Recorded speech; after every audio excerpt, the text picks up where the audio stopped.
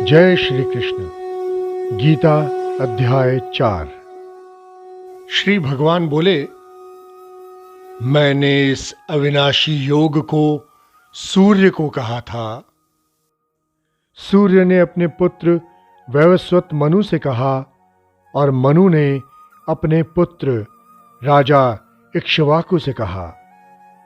हे परंतप अर्जुन, इस प्रकार परंपरा से प्राप्त इस योग को राजर्षियों ने जाना, किंतु उसके बाद वो योग बहुत काल से इस पृथ्वीलोक में लुप्त प्राय हो गया।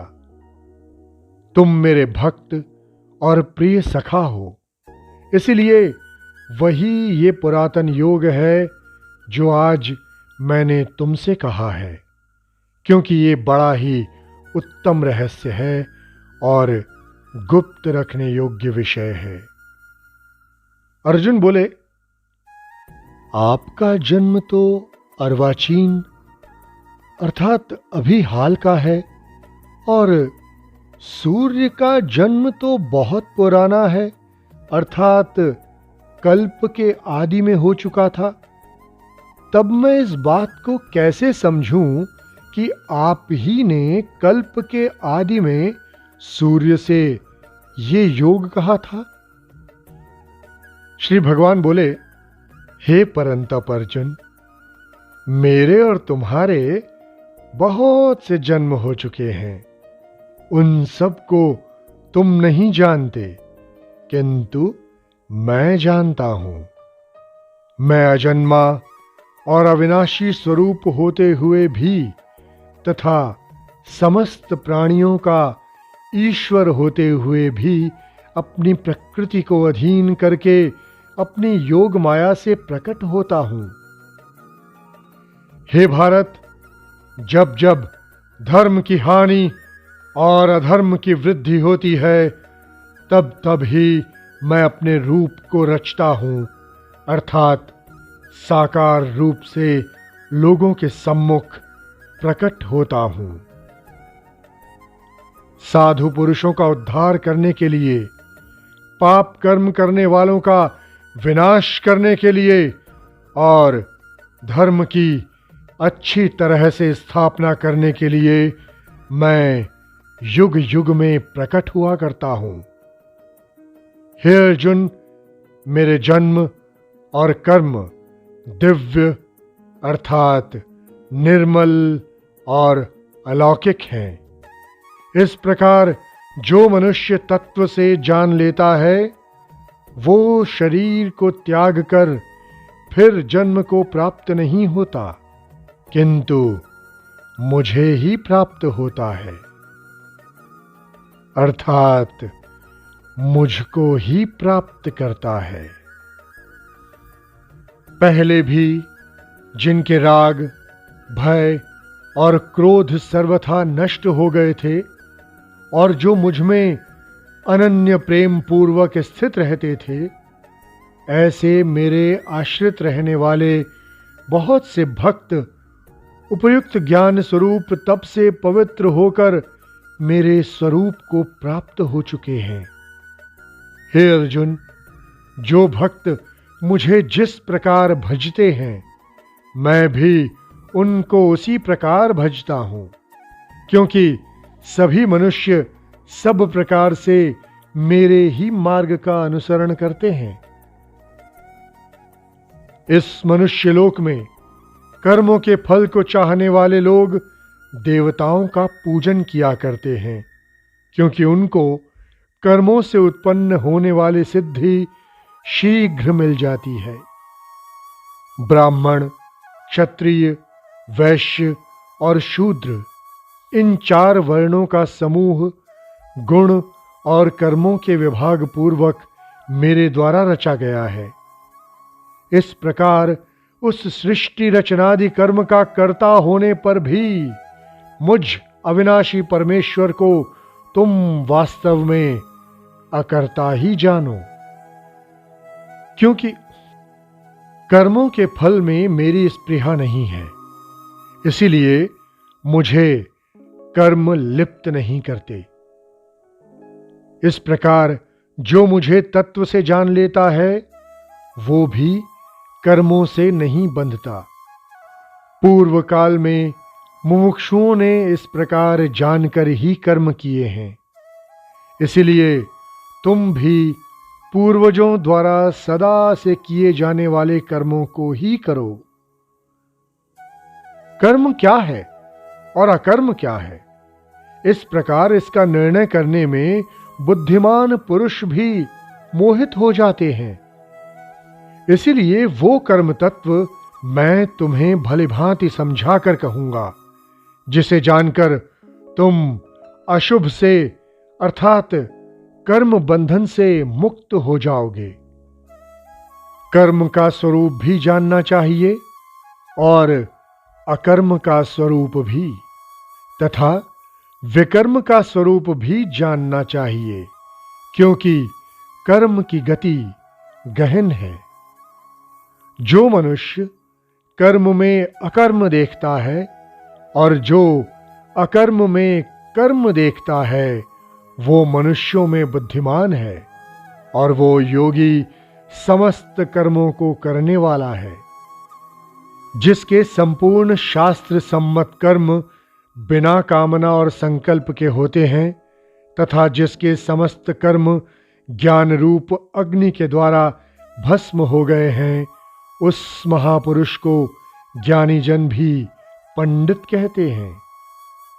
जो पुरुष समस्त कर्मों में और उनके फल में आसक्ति का सर्वथा त्याग करके संसार के आश्रय से रहित हो गया है और परमात्मा में नित्य तृप्त है, वो कर्मों में भलीभांति बरतता हुआ भी वास्तव में कुछ भी नहीं करता।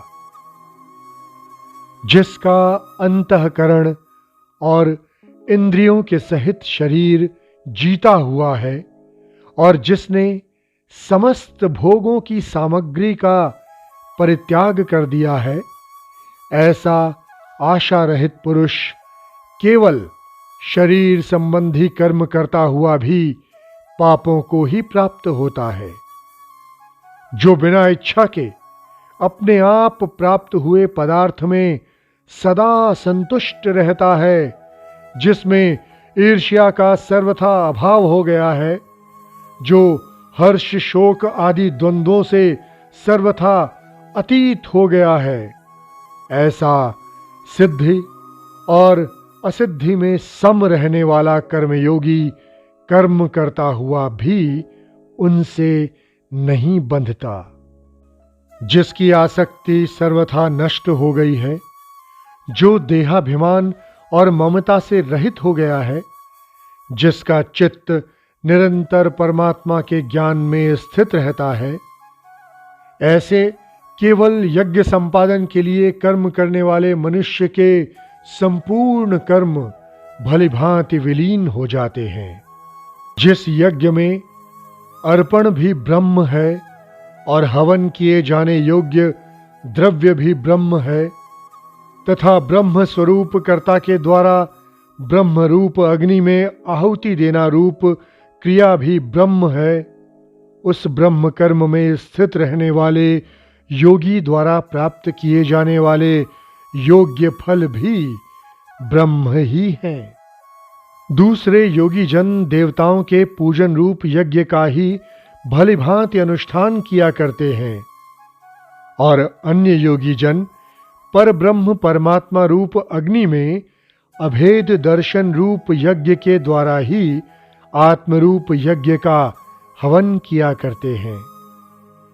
अन्य योगी जन श्रोत्र आदि समस्त इंद्रियों को संयम रूप अग्नियों में हवन किया करते हैं और दूसरे योगी लोग शब्दादि समस्त विषयों को इंद्रिय रूप अग्नियों में हवन कर देते हैं।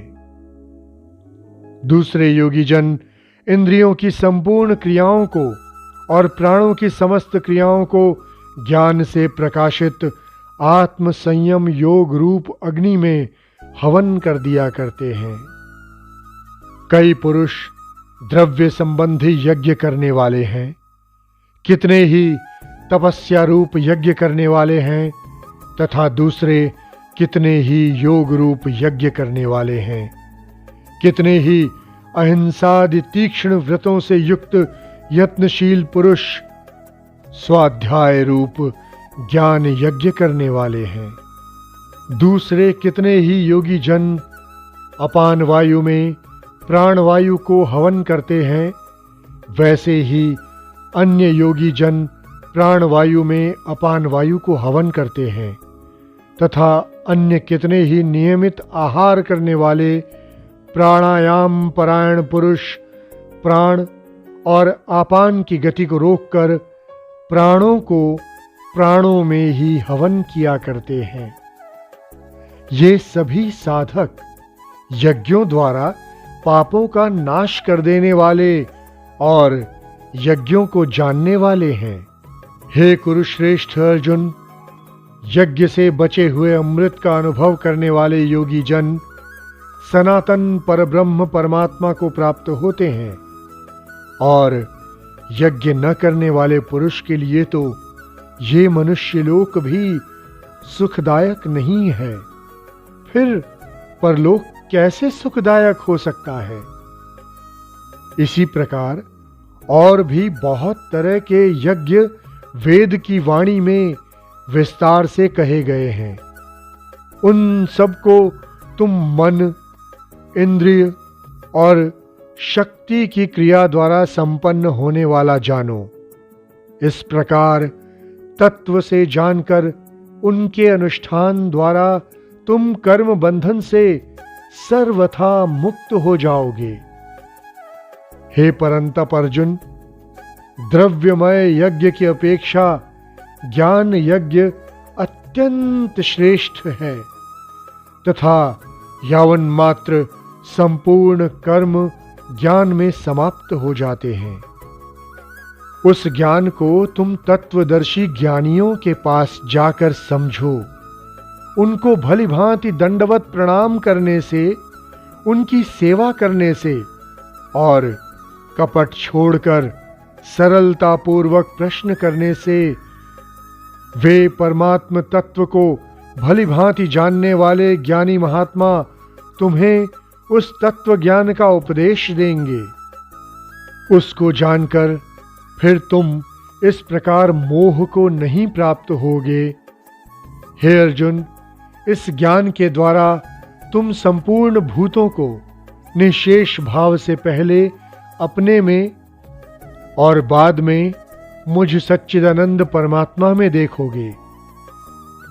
यदि तुम अन्य सब पापियों से भी अधिक पाप करने वाले हो तो भी तुम ज्ञान रूप नौका द्वारा निस्संदेह संपूर्ण पाप समुद्र से भली भांति तर जाओगे।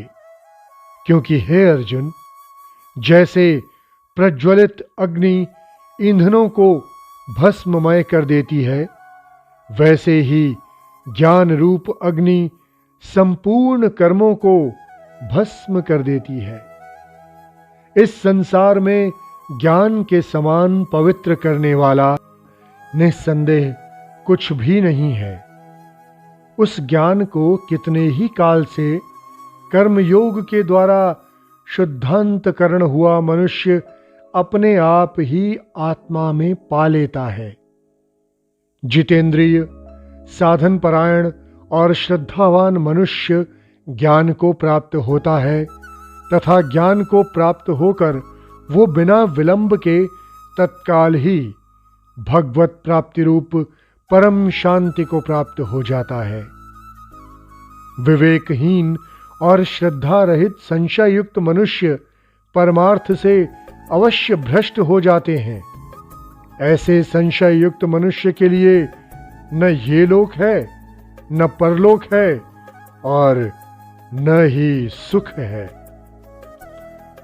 हे धनंजय, जिसने कर्म योग की विधि से समस्त कर्मों का परमात्मा में अर्पण कर दिया है और जिसने विवेक द्वारा समस्त संशयों का नाश कर दिया है, ऐसे वश में किए हुए अंतःकरण वाले पुरुष को कर्म नहीं बांधते।